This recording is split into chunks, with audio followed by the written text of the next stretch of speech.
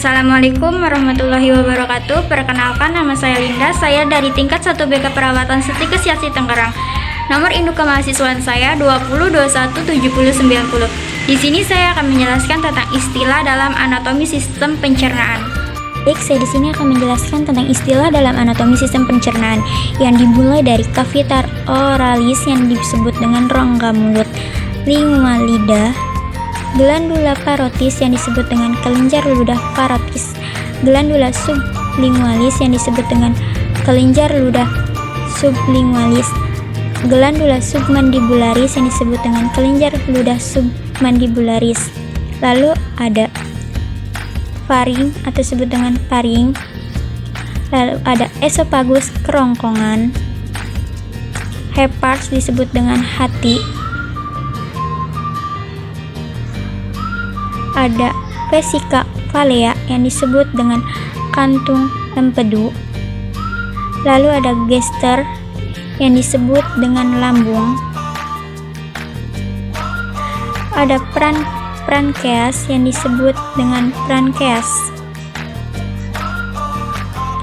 Ada splenikus yang disebut dengan limpa. Di sini ada intestinum minor yang dibagi menjadi 3, yaitu duodenum yang disebut dengan usus 12 jari, jejunum, usus halus kosong, ilium, usus halus penyerapan. Lalu di sini ada intestinum mayor disebut dengan kolon transversum atau disebut dengan usus besar yang melintang. Lalu ada kolon descendens yang disebut dengan usus besar yang naik. Lalu ada kolon ascendens yang disebut dengan usus besar yang turun.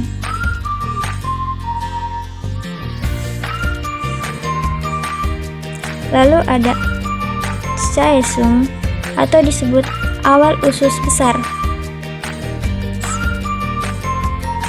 Lalu ada kolon sigmoid yang disebut dengan usus besar yang berbentuk sigmoid. Ada rektum yang disebut ujung usus besar. Lalu ada appendix vermiformis yang disebut dengan umpai cacing. Lalu ada kanalis analis yang disebut rongga anal ataupun anus. Anatomi rongga mulut.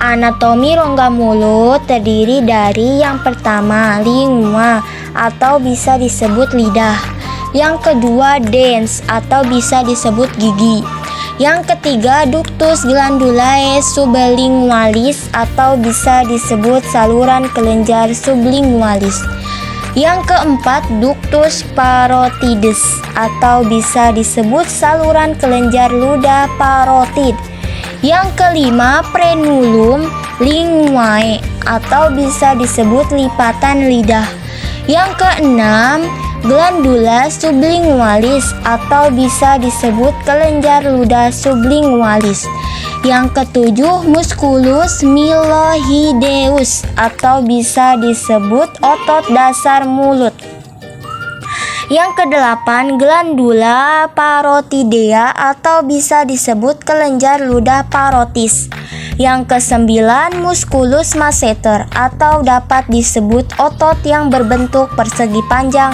yang menutupi bagian samping kelenjar mandibularis, yang ke-10 mandibula atau dapat disebut dengan tulang rahang bawah, yang ke-11 ductus submandibularis atau dapat disebut dengan saluran kelenjar submandibularis, yang ke-12 glandula submandibularis atau dapat disebut dengan kelenjar ludah submandibularis.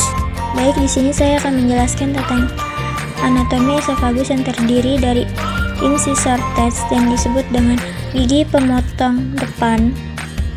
Lalu ada oropharynx yang disebut dengan bagian tenggorokan belakang mulut. Lalu ada epiglottis yang disebut dengan tulang rawan yang fleksibel di atas laring. Lalu ada pharynx atau disebut dengan bagian seperti buah fir di hipofaring.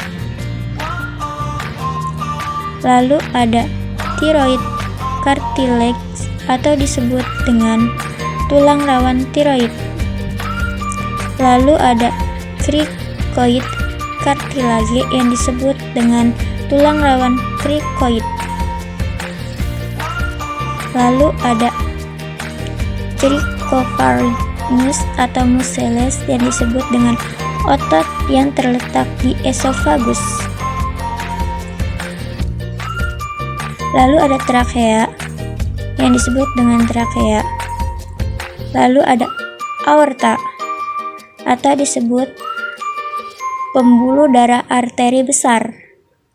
Lalu ada left main bronchus yang disebut dengan bronkus kiri.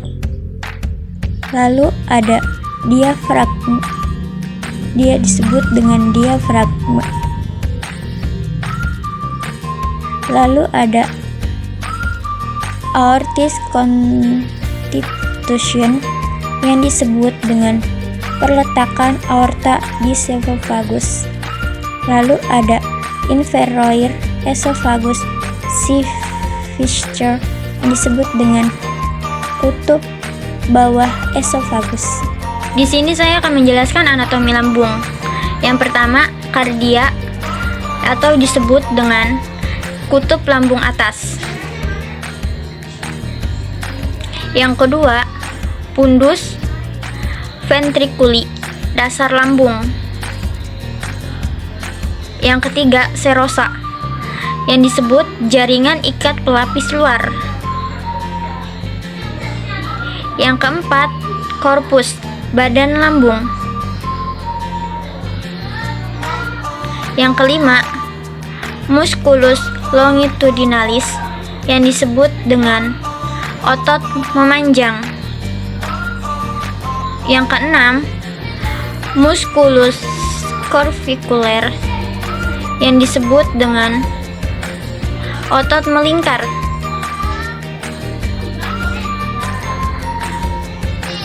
Yang ketujuh, musculus obliquus, yang disebut dengan otot menyamping.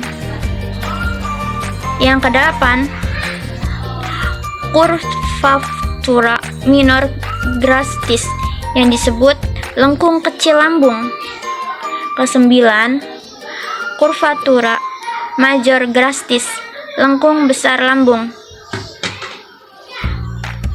Yang ke-10, virolus, yang disebut muara lambung. 11,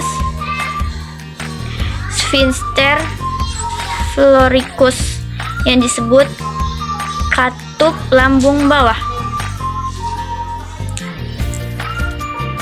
12, canalis phyloricum, yang disebut dengan saluran muara lambung.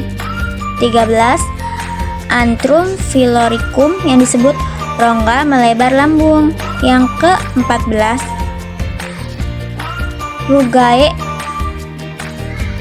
mosucha, yang disebut.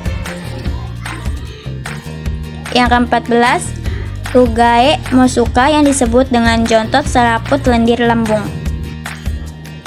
Anatomi kantong empedu dan pankreas.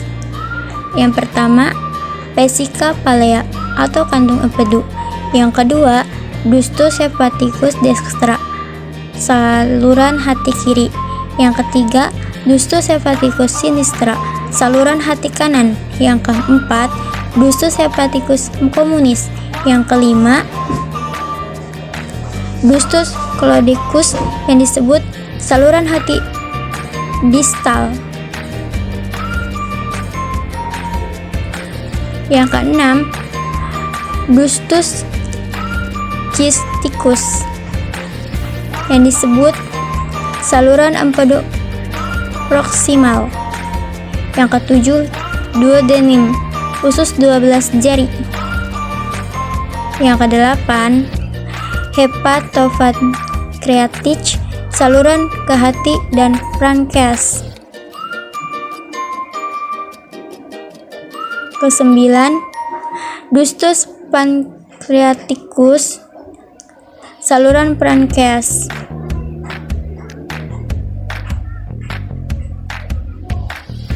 Kesepuluh, pankreas. Kesebelas, jejunum, usus halus kosong. Anatomi usus halus yang terdiri dari duodenum, usus 12 jari, jejunum, usus halus kosong, ileum, usus halus bagian penyerapan, rektum, ujung usus besar. Anatomi usus besar yang terdiri dari precula, hepatica coli, lengkungan pertemuan kolon ascendens dan transversum, kolon transversum, usus besar yang melintang. Arteri mesenterica, pembuluh arteri usus halus bagian atas. Hautrum, kantong usus besar. Kolon ascendens, usus besar naik. Ilium, tulang usus. Palpula iletatalis. Caecum, bagian pertama usus besar.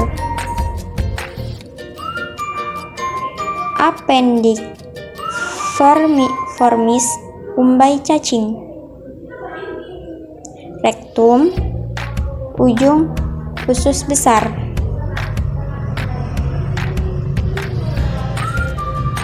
Picura lienalis coli, lengkung pertemuan kolon transversum dan descendens.